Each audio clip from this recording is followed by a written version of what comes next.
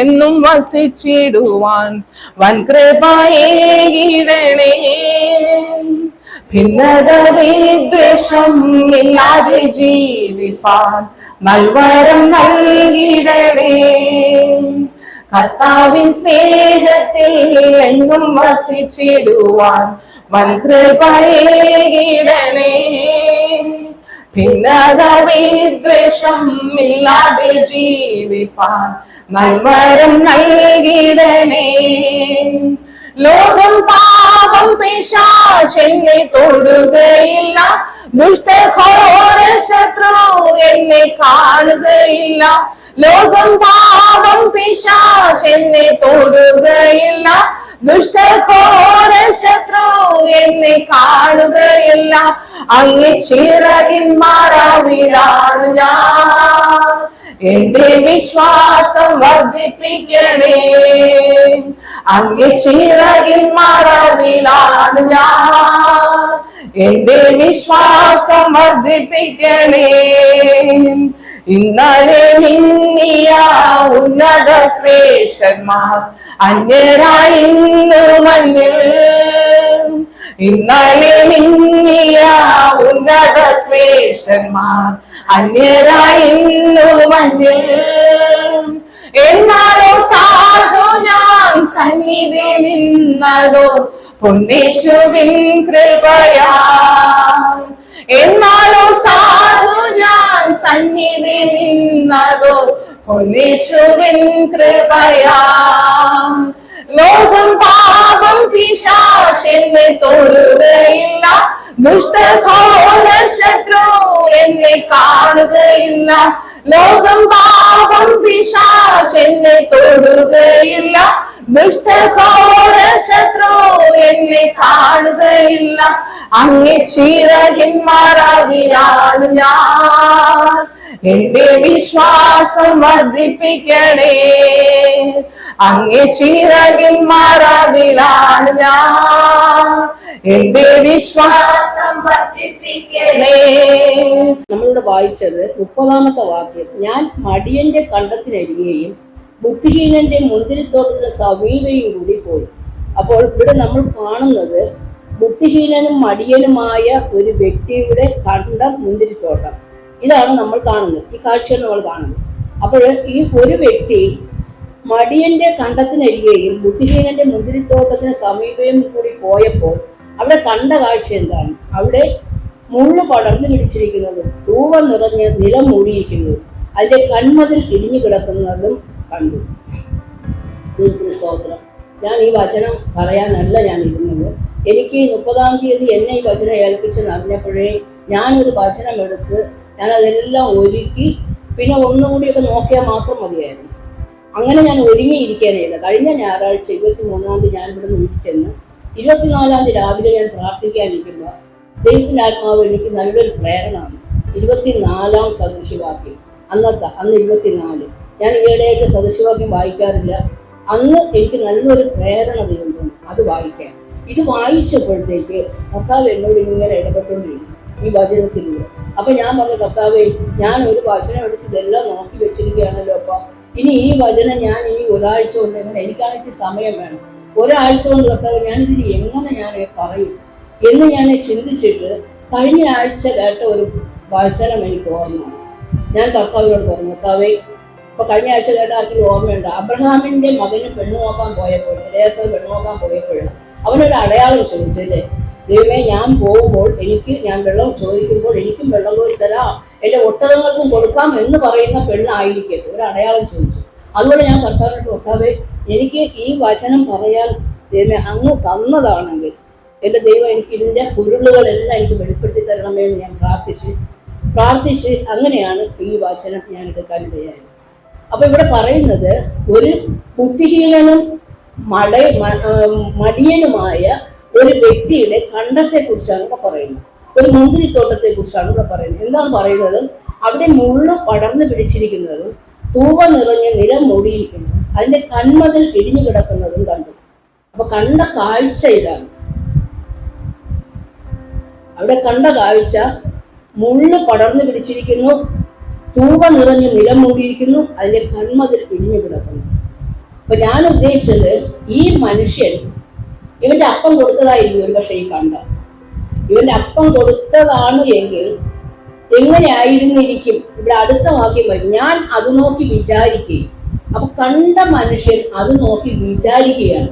ഈ കണ്ടത്തിനെ നോക്കി ചില കാര്യങ്ങൾ വിചാരിക്കുകയാണ്. അപ്പൊ നമുക്കും ഇങ്ങനെ ഒരു കണ്ടം കാണുമ്പോൾ നമുക്കും ചില കാര്യങ്ങൾ ചിന്തിക്കാൻ വിചാരിക്കാം. ഓ ദൈവമേ, ഈ കണ്ടം ഞാൻ ചിന്തിച്ചതാണ്. ഈ കണ്ടം ഇവന്റെ അപ്പന്റെ കയ്യിൽ ഇരുന്നപ്പോൾ എത്ര മനോഹരമായിട്ടാണ് ഈ കണ്ടം ഇരുന്നത്. ഈ കണ്ടം കൊണ്ടല്ലേ ഈ അപ്പൻ അവന്റെ കുടുംബകാര്യങ്ങൾ, അവന്റെ മക്കളെ വളർത്തിയത്, അവന്റെ മക്കളെ പഠിപ്പിച്ചത്, അവരുടെ മക്കളെയൊക്കെ കെട്ടിച്ചയച്ചത്. ഈ ഒരു കണ്ടം കൊണ്ടല്ലേ ഇവർ ഇത്രയും അപ്പം ചെയ്തത്. പക്ഷെ ഇപ്പോൾ അവന്റെ മകന്റെ കയ്യിൽ കിട്ടിയപ്പോൾ ഇവിടെ മടിയനും ബുദ്ധിഹീനനുമായ ഒരു മകന്റെ കയ്യിലാണ് കിട്ടിയിരിക്കുന്നത്. അങ്ങനത്തെ ഒരു മകന്റെ കയ്യിൽ ഈ കണ്ടം കിട്ടിയപ്പോൾ ഇതിന്റെ അവസ്ഥ കണ്ടോ എന്ന് ഞാൻ ചിന്തിച്ചു. നിങ്ങൾക്ക് വേണമെങ്കിൽ എന്തെങ്കിലുമൊക്കെ ചിന്തിക്കാം. ഈ കണ്ടം കാണുമ്പോൾ നമുക്ക് എന്തെങ്കിലുമൊക്കെ ചിന്തിക്കാം അല്ലേ?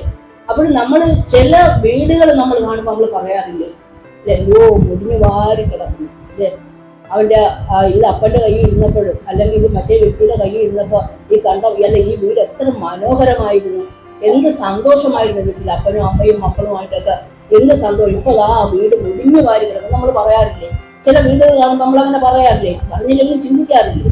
അപ്പൊ ഇതുപോലെ നമുക്കും ചിന്തിക്കാം. ഈ മടിയനായ വ്യക്തിയുടെ കയ്യിൽ ഈ അപ്പൻ ഈ കണ്ടം ഏൽപ്പിച്ചപ്പോൾ ഇപ്പോൾ അതിന്റെ അവസ്ഥ എങ്ങനെ കിടക്കുന്നു, അവന്റെ മടി കൊണ്ട് അവന്റെ അവസ്ഥ കിടക്കുന്നതാണ്.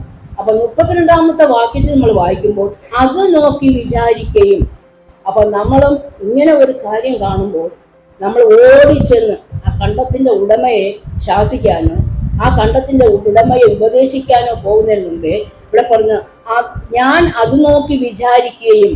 ഇത് കണ്ടിട്ട് നമ്മൾ വിചാരിക്കണം, നമ്മൾ ചിന്തിക്കണം, നമ്മൾ ഈ തരത്തിൽ അപ്പൊ വിചാരിക്കുകയും അത് കണ്ട് ഉപദേശം പ്രാപിക്കുകയും ചെയ്തു. അത് കണ്ടിട്ട് നമ്മൾ അവരെ കുറ്റപ്പെടുത്താനോ അല്ലെങ്കിൽ അവരെ ചെന്ന് ഉപദേശിക്കാനോ വഴക്കു പറയാനോ പോകുന്നതിന് മുമ്പ് ഇത് കണ്ടിട്ട് നമ്മൾ നമ്മെ തന്നെ ഉപദേശിക്കണം. അതാണ് ഇവിടെ പറയുന്നത്, ഞാൻ അത് നോക്കി വിചാരിക്കുകയും അതുകൊണ്ട് ഉപദേശം പ്രാപിക്കുകയും ചെയ്തു. എന്ത് ഉപദേശമാണ് പ്രാപിച്ചത്? അടുത്ത വാക്യം, കുറെ കൂടെ ഉറക്കം, കുറെ കൂടെ നിദ്ര, കുറെ കൂടെ കൈകെട്ടിക്കിടക്കാം. അപ്പൊ നമുക്ക് നമ്മുടെ ജീവിതത്തിൽ നമ്മൾ തിരിഞ്ഞു നോക്കണം. നമ്മുടെ ജീവിതത്തിൽ നമ്മൾ തിരിഞ്ഞു നോക്കുമ്പോൾ നമ്മൾ ഉറങ്ങുന്നവരാണ് നമ്മുടെ ജീവിതം. നമുക്കിത് ആത്മീയമായുള്ള കാര്യങ്ങൾ നോക്കിയെടുത്താൽ ആത്മീയമായി നമ്മൾ സഭയായി ഞാനും നിങ്ങളും ഉറങ്ങുകയാണ്. നമ്മെ ദൈവം ഇവിടെ ഈ മനുഷ്യൻ അവന്റെ അപ്പൻ അവനൊരു കണ്ടം കൊടുത്തു. ഇതുപോലെ ചില കണ്ടം ദൈവം നമ്മെ ഏൽപ്പിച്ചിട്ടുണ്ട്. നമ്മെ വിശ്വസ്തരെന്ന് കണ്ടിട്ട് നമ്മെ ചില കണ്ടം ദൈവം നമ്മെ ഏൽപ്പിച്ചിട്ടുണ്ട്. എന്താണ് നമുക്ക് വായിക്കാം? നമ്മളെ ഏൽപ്പിച്ച മുന്തിരിത്തോട്ടം അല്ലെങ്കിൽ നമ്മെ ഏൽപ്പിച്ച കണ്ടം, അത് നമുക്ക് വായിക്കാം. മത്തായി 25:14-15 വാക്യം വായിക്കാം. മത്തായി 25:14-15 വാക്യം. അപ്പൊ ഇവിടെ ഒരു മനുഷ്യൻ പരദേശത്ത് പോകുമ്പോൾ ദാസന്മാരെ വിളിച്ച് തന്റെ സമ്പത്ത് അവരെ ഏൽപ്പിച്ചു. തന്റെ സമ്പത്ത് അവരെ ഏൽപ്പിച്ചതുപോലെ നമ്മുടെ സ്വത്വത്തിലെ അപ്പൻ നമ്മെ ചില കാര്യങ്ങൾ സഭയായി നമ്മൾ ഇവിടെ ഇരിക്കുമ്പോൾ നമ്മെ നമ്മുടെ സ്വത്വത്തിലെ അപ്പൻ ചില കാര്യങ്ങൾ ഏൽപ്പിച്ചിട്ടുണ്ട്. ആ ഏൽപ്പിച്ചിട്ട് അവിടെ പറയുന്നു, ഒരുവന് 5 താലന്ത്, അടുത്തത് ഒരുവന് 2, ഒരുവന് 1. ഇങ്ങനെ ഓരോരുത്തന് അവന്റെ പ്രാപ്തി പോലെ കൊടുത്തു. പ്രാപ്തി ഇല്ലാത്ത കണക്കല്ല, എനിക്കിപ്പോ എന്ത് കഴിയും എന്ന് കർത്താവിന് അറിയാം.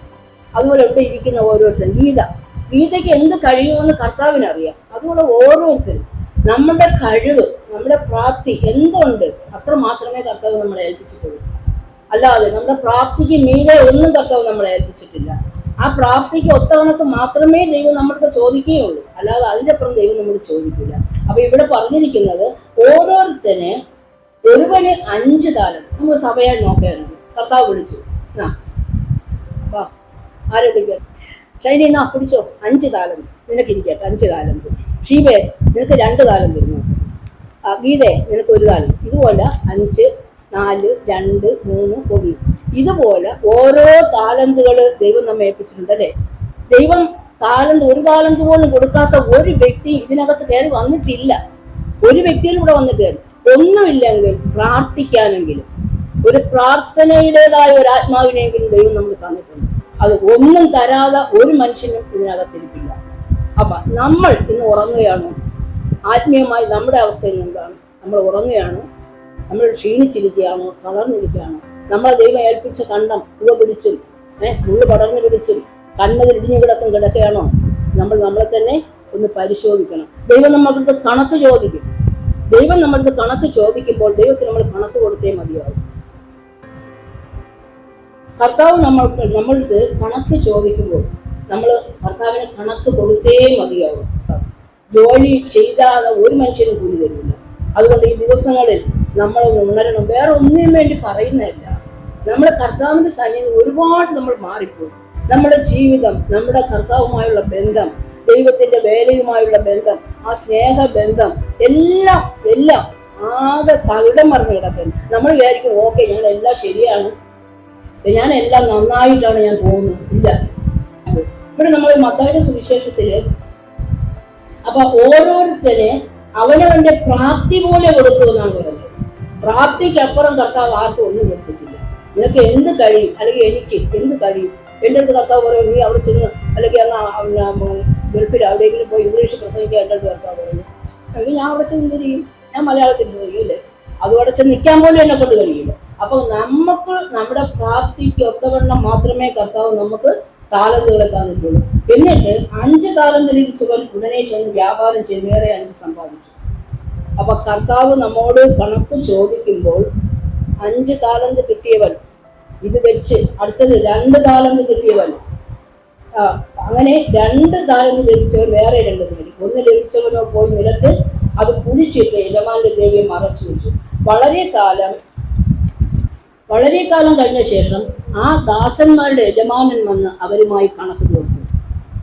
കണക്ക് തീർക്കുന്ന ഒരു സമയം വരും. നമ്മൾ കർത്താവിന്റെ സന്നിധിയിൽ, നമ്മൾ കർത്താവിന്റെ തിരുരക്തത്താൽ വീണ്ടെടുക്കപ്പെട്ട ദൈവസഭയാണെങ്കിൽ കർത്താവ് നമ്മളെ വീണ്ടെടുത്തത് വെള്ളിയോ പൊന്നോ അഴിഞ്ഞു പോകുന്ന ഒരു വസ്തുക്കളെ കൊണ്ടുവല്ല. എന്താണ്? കർത്താവിന്റെ തിരുരക്തം. എങ്ങനെയാണ് ആ രക്തം അവനെ ശരീരത്തിൽ അടിച്ച് തകർത്ത് ആ കാൽവരി മലയിൽ കുരിശുമായി പോയി തലയിൽ മുൾക്കിരീടം വെച്ചു. ഇതൊക്കെ കർത്താവ് അനുഭവിച്ച വേദനയാണ്. പക്ഷെ അവന്റെ ശരീരത്തിലെ ഓരോ തുള്ളി രക്തവും നിലത്ത് വീഴുമ്പോൾ ഉണ്ടല്ലോ, അത് പിടയ്ക്കുന്ന വേറൊരു വേദനയാണ്. നമുക്കറിയാം, പ്രഷർ കുറയുകയും കൂടുകയും ചെയ്യും. കഴിഞ്ഞ ആഴ്ച ഷൈനി അത് അനുഭവിച്ചതാണ് അല്ലേ? പ്രഷർ കുറയുകയും കൂടുകയും ചെയ്യുമ്പോൾ, ശരീരത്തിന്റെ പ്രഷർ കുറയുകയും കൂടുകയും ചെയ്യുമ്പോൾ നമ്മൾ അനുഭവിക്കുന്ന ഒരു ബുദ്ധിമുട്ടുണ്ട്. അതുപോലെ കർത്താവിന്റെ ശരീരത്തിലെ ഓരോ തുള്ളി രക്തവും ആ നിലത്ത് വീണപ്പോൾ പിടച്ച ഒരു പിടപ്പുണ്ട്. ആ രക്തം ക്രിസ്തു എന്ന നിർദോഷവും നിഷ്കളങ്കവുമായ കുഞ്ഞാടിന്റെ വിലയേറിയ രക്തം കൊടുത്താണ് സഭയാകുന്ന നമ്മെ ഓരോരുത്തരെയും വീണ്ടെടുത്തതെങ്കിൽ കർത്താവിന് നമ്മൾ കണക്ക് കൊടുത്തേ പറ്റൂ. നമ്മൾ കണക്ക് കൊടുക്കാൻ ചെല്ലുമ്പോൾ നമ്മൾ കണ്ണടച്ചൊന്ന് ധ്യാനിച്ചു നോക്കും. നമ്മൾ കർത്താവിന്റെ സന്നിധിയിൽ ചെന്ന് നിൽക്കുകയും ഓരോരുത്തരും സന്തോഷത്തോടെ, കർത്താവേ നീ എനിക്ക് 5 തന്നില്ല, ഇതാ 5, 3, അങ്ങനെ ഓരോരുത്തരും സന്തോഷത്തോടെ അവരവർ നേടിയത് കൊണ്ട് ചെല്ലുമ്പോൾ നമ്മളെ പേര് വിളിക്കുമ്പോൾ നമ്മൾ ലജ്ജിച്ച് തലതാഴ്ച നിൽക്കുവാൻ ഇടവരുന്നു. അവിടെ നമുക്ക് സന്തോഷത്തോടെ പറയണം, കർത്താവ് നീ എന്നെ ഏൽപ്പിച്ച താലന്തില്ല, ഞാനിത് നേടി എന്ന് നമ്മൾ പറയാനുള്ള ഒരു പ്രാഗൽഭ്യം നമുക്കുണ്ടാകും. അതുകൊണ്ട് ഈ ദിവസങ്ങളിൽ നമ്മൾ സഭയായിട്ട് ഉണരണം. അടുത്തത് 5 താലന്ത് ലഭിച്ചവൻ അടുക്കെ വന്ന് വേറെ 5 കൂടെ കൊണ്ടുവന്നു. യജമാനെ 5 താലന്തല്ലോ എന്നെ ഏൽപ്പിച്ചത്, ഞാൻ 5 താലന്ത് കൂടെ നേടിയിരിക്കുന്നുണ്ട്. അതിന് യജമാനൻ, നല്ലവനും വിശ്വസ്തനുമായ ദാസനെ, നീ അല്പത്തിൽ വിശ്വസ്തനായിരുന്നു, ഞാൻ നിന്നെ അധികത്തിന് വിചാരകനാക്കും. നിന്റെ യജമാനന്റെ സ്വസ്ഥതയിലേക്ക് പ്രവേശിക്കാം. ഈ സ്വസ്ഥതയിലേക്ക് പ്രവേശിക്കണം. നമ്മൾ കർത്താവിന്റെ സ്വസ്ഥതയിലേക്ക് പ്രവേശിക്കാനാണ്. 5 താലന്ത് കൊടുത്തവൻ 5 കൂടെ നേടിയപ്പോൾ അവന് കർത്താവ് എന്താണ് കൊടുത്ത സമാധാനം? ആ കർത്താവിന്റെ സ്വസ്ഥതയിലേക്ക് അവനെ കയറ്റി. അതുപോലെ 2 കിട്ടിയത്. 1 കിട്ടിയതിന്റെ അവസ്ഥ എന്താണ്? 2 താലന്ത് ലഭിച്ചവൻ അടുക്കെ വന്നു, അവനെ ദൈവം ആ സ്വസ്ഥതയിലേക്ക് പ്രവേശിപ്പിച്ചു. നല്ലവനും വിശ്വസ്തനുമായ ദാസനെ അത് പറഞ്ഞു. പക്ഷേ 24-ാം വാക്യം നമ്മൾ വായിച്ചാൽ, 1 താലന്ത് ലഭിച്ചവനും അടുക്കെ വന്നു, യജമാനെ നീ വിതയ്ക്കാത്തടത്തു നിന്നും കൊയ്യുകയും വിതറാത്തടത്തു നിന്ന് ചേർക്കുകയും ചെയ്യുന്ന കഠിന മനുഷ്യനെന്ന് ഞാൻ അറിഞ്ഞു ഭയപ്പെട്ടു. ചെന്ന് നിന്റെ താലന്ത് നിലത്ത് മറച്ചു വെച്ചു, നിന്റെ ഇതാ എടുത്തുകൊള്ളുക. അപ്പൊ കർത്താവ് എന്താ മറുപടി പറഞ്ഞു? നമുക്ക് അടുത്ത വാക്യം വായിക്കാം. അതിന് യജമാനൻ ഉത്തരം പറഞ്ഞു, ദുഷ്ടനും മടിയനുമായ ദാസനെ, ഞാൻ വിതയ്ക്കാത്തടത്തു നിന്ന് കൊയ്യുകയും വിതറാത്തടത്തു നിന്ന് ചേർക്കുകയും ചെയ്യുന്നവൻ എന്ന് നീ അറിഞ്ഞുവല്ലോ. നിന്റെ ദ്രവ്യം എന്റെ ദ്രവ്യം പൊന്മാണിപ്പക്കാരെ ഏൽപ്പിക്കേണ്ടിയിരുന്നു. എന്നാൽ ഞാൻ വന്ന് എന്റേത് പലിശയോടുകൂടെ വാങ്ങിക്കൊള്ളുമായിരുന്നു. ആ താലന്ത് അവന്റെ പക്കൽ നിന്നെടുത്ത് 10 താലന്ത് ഉള്ളവന് കൊടുത്തു. ഇങ്ങനെ ഉള്ളവൻ ഏവന് ലഭിക്കും, അവന് സമൃദ്ധി ഉണ്ടാകും. ഇല്ലാത്തവനോട് ഉള്ളതും കൂടെ എടുക്കുക. അപ്പൊ ഉള്ളവന് ലഭിക്കും. 5 താലന്ത് നേടിയവന് 1 കുഴിച്ചിട്ടുകൊണ്ടിരുന്നതിന്റെ ആ താലന്തും കൂടി എടുത്ത് 5 താലന്ത് നേടിയവന് കൊടുത്തു. അവന് സമൃദ്ധി ഉണ്ടാകും. ഇല്ലാത്തവനോട് ഉള്ളതും കൂടെ എടുത്തു കളയും. അപ്പൊ ആ 5 താലന്ത് കിട്ടിയവന് സമൃദ്ധി ഉണ്ടാകും. ഈ സമൃദ്ധി എന്ന് പറയുന്നത് എന്തൊക്കെയാണെന്ന് അറിയാം? ആത്മീയമായ സമൃദ്ധി മാത്രമല്ല, ഭൗതികമായ സമൃദ്ധി നമുക്കിതിൽ കാണാം. അപ്പൊ നമുക്ക് ദൈവം നമ്മെ ഏൽപ്പിച്ച കാര്യങ്ങളെ വിശ്വസ്തയോടെ നമ്മൾ ചെയ്തില്ലല്ലോ. കുറെ കാലമൊക്കെ നിങ്ങളെ മാത്രമല്ല ഞാൻ പറയുന്നത്, എന്നെ കൂടെ ചേർത്താ പറഞ്ഞു. ഞാൻ ഇപ്പൊ കുറേയൊക്കെ ഇപ്പൊ ഇത് എനിക്ക് ഇതൊക്കെ എന്നെ ദൈവം ഓർമ്മിപ്പിച്ചതിന് ശേഷം ഞാൻ ഇത്തിരി പ്രാർത്ഥിക്കാൻ തന്നെ കൊടുക്കുന്നു. ഞാൻ കുറെ മടിയൊക്കെ തന്നെ എല്ലാവരെയും കൂടി ചേർത്താണ് ഞാൻ പറയുന്നത്. അപ്പൊ നമുക്ക് 5 താലന്ത് കിട്ടിയെങ്കിൽ 5 താലന്ത് കൂടെ നേടുന്നവൻ യജമാന്റെ സ്വസ്ഥതയിലേക്ക് കടക്കാം. അല്ലാത്തവന് അടുത്തത് വായിക്കുമ്പോൾ, എന്നാൽ കൊള്ളരുതാത്ത ദാസനെ ഏറ്റവും പുറത്തുള്ള ഇരുട്ടിലേക്ക് തള്ളിക്കളവിൽ, അവിടെ കരച്ചിലും പല്ലുകടിയും ഉണ്ടാകും. ഏതാണ് കരച്ചിലും പല്ലുകടിയുമുള്ള സ്ഥലം ഏതാണ്? കൊള്ളരുതാത്ത ഒരു ദാസനായി നമ്മൾ ജീവിച്ച് ഇത്രയും നാളും ഭൂമിയിൽ കർത്താവിനെ അറിഞ്ഞ് നമ്മൾ ജീവിച്ച് അവന് വേണ്ടി ആ സമാധാനം അനുഭവിച്ച് അവന് വേണ്ടി അവന്റെ കൂടെ നടന്ന് ജീവിച്ചിട്ട് നമ്മൾ അവിടെ ചെല്ലുമ്പോൾ കരച്ചിലും പല്ലുകടിയുള്ള സ്ഥലത്ത് പോകാനായിട്ട് നമ്മളെ കർത്താവ് രക്തം കൊടുത്ത് വീണ്ടെടുത്തത് അവന്റെ കൂടെ വസിക്കാനാണ്. സ്വർഗത്തിൽ അവന്റെ കൂടെ അവനൊപ്പം ആ സന്തോഷം അനുഭവിച്ച് ജീവിക്കാനാണ്. ഇതൊക്കെ നമ്മൾ ചിലപ്പോൾ ഇതൊക്കെ നമ്മളൊന്നും കാണുന്നില്ലല്ലോ എന്ന് നമ്മൾ ചിന്തിക്കും. ഇതൊന്നും നമ്മൾ കാണുന്നില്ലല്ലോ. ഇപ്പോ അവിടെ ഇനിയിപ്പോ ദൈവത്തിന്റെ അടുത്തിരിക്കാൻ പോകും, ഇതൊക്കെ നമ്മൾ ചിന്തിക്കും. ഇതൊക്കെ വെറും നിസ്സാരമായിട്ട് ദൈവവചനം, അത് ഒരു വചനം ഇതിലുണ്ടെന്നുണ്ടെങ്കിൽ അത് സത്യം തന്നെയാണ്. ഈ സത്യം നമ്മൾ തിരിച്ചറിഞ്ഞ് നമ്മൾ വീണ്ടും നമ്മുടേതായ നമ്മെ ഏൽപ്പിച്ചിരിക്കുന്ന ആ വേലകൾ വിശ്വസ്തയോടെ ചെയ്തില്ല എങ്കിൽ ആ കരച്ചിലും പല്ലുകടിയുള്ള സ്ഥാനത്തേക്ക് ദൈവം നമ്മയും തള്ളിക്കളയും.